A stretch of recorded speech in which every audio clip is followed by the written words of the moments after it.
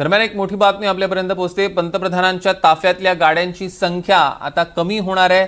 पंतप्रधानांच्या गाड्यांचा ताफा आता अर्ध्यावर आणणार असल्याची सूत्रांची माहिती आहे। पंतप्रधान नरेंद्र मोदींनी हे निर्देश दिलेले आहेत।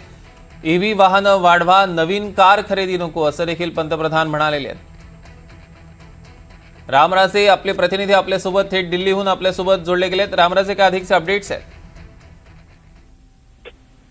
बिलकुल, पंतप्रधान नरेंद्र मोदी यांनी आवाहन केल्यानंतर अनेक राज्यांमध्ये विशेष करून गुजरातच्या मुख्यमंत्र्यांनी सुद्धा आपला ताफा जो आहे तो कमी करण्याचे आदेश दिलेले आहेत आणि त्यानुसार आता स्वतः पंतप्रधान नरेंद्र मोदी यांच्या ताफ्यातील गाड्या ज्या आहेत त्या कमी होणार आहेत आणि ही संख्या अगदी कमी होणार आहे आणि ज्यामुळं डिझेल आणि पेट्रोलवर अधिक भर येऊ नये आणि त्याचबरोबर पंतप्रधान मोदी यांनी आवाहन केलं आहे त्यामुळे त्याची अंमलबजावणी त्याची सुरुवात जी आहे ती स्वतःपासून करावी या हा माणूस होता आणि म्हणूनच पंतप्रधानांनी पण आपल्या ताफ्यातील गाड्या ज्या त्या कमी करण्याचा निर्णय घेतलेला आहे।